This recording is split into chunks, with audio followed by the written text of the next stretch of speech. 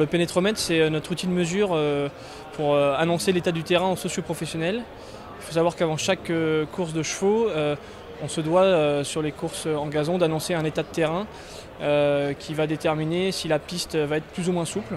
Et donc on mesure avec le pénétromètre la souplesse du terrain. Donc c'est en fait l'action d'un poids de 1 kg qui tombe à une hauteur de 1 mètre de haut et qui va enfoncer une tige de 1 cm². Et on mesure des centimètres enfoncés.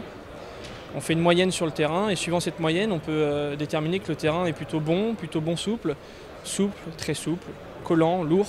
Voilà. Et ces indications sont d'importance pour les sociopros qui derrière font courir les chevaux sur des surfaces qu'ils affectionnent soit bonnes, soit souples ou très souples.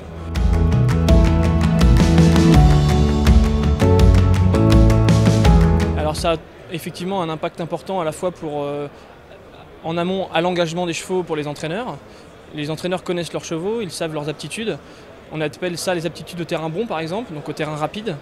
Et les aptitudes au terrain souple, voire lourd, c'est pour les chevaux donc, qui se dégagent mieux d'un terrain plus profond. Ensuite, ça a une deuxième importance pour les parieurs, parce que les parieurs aussi connaissent l'aptitude des chevaux et savent s'ils répètent sur des terrains souples ou bons.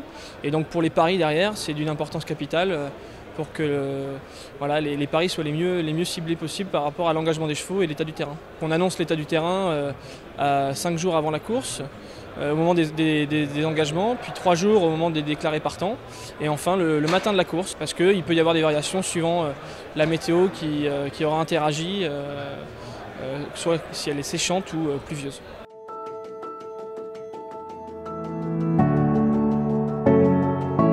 Le Going Stick, c'est un outil de mesure aussi pour l'état du terrain, mais qui est la version anglaise, je dirais, qui est un peu plus récente, parce que je ne l'ai pas précisé, mais le pénétromètre a vu son apparition dans les années 70.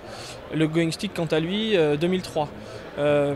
Alors, il va mesurer lui aussi une résistance à l'enfoncement, mais il a un deuxième paramètre qui est pris en compte, c'est la résistance à l'arrachement, qui peut nous donner une idée sur l'enracinement du gazon et donc l'effet arrachement et adhérence des chevaux au moment du galop. Donc c'est un outil complémentaire qui a, bon, comme les Anglais ont leur approche et les Français ont également une approche différente. On ne mesure pas la même chose, c'est-à-dire que nous on mesure des centimètres et eux mesurent un indice d'enfoncement, comme si on avait le degré en français et les Fahrenheit en anglais. Donc c'est une gymnastique un peu différente, mais ça apporte des données complémentaires. Alors, vous voulez dire le Going Stick? À quoi ça sert? On a voulu s'équiper du Going Stick pour apporter des informations qui parlent aux Anglais, puisque chez eux c'est l'outil de référence. Du coup, quand on a constaté que pour les courses à dimension internationale, c'est-à-dire les courses de haut niveau, avec des partants à provenance d'Angleterre ou d'Irlande, leur proposer une analyse du terrain avec des données et des valeurs qu'ils connaissent, ça aurait pu être un plus pour les faciliter à engager les chevaux et à venir courir avec plus de précision sur l'état du terrain. Et pour nos socio-professionnels français, à leur apporter un outil comparatif nouveau et une nouvelle analyse.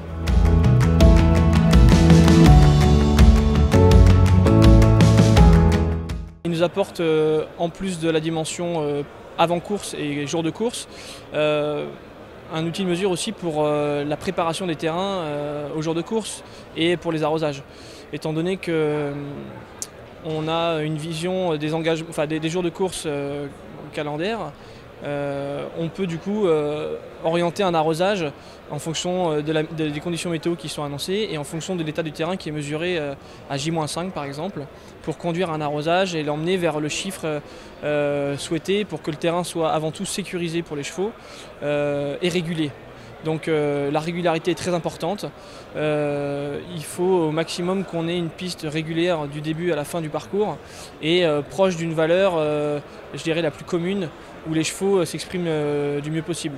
On ne peut bien sûr pas aller contre la météo, mais du coup on arrive à savoir un petit peu les zones qui sont plus ou moins drainantes et du coup orienter l'arrosage de façon un peu plus spécifique sur ces portions-là.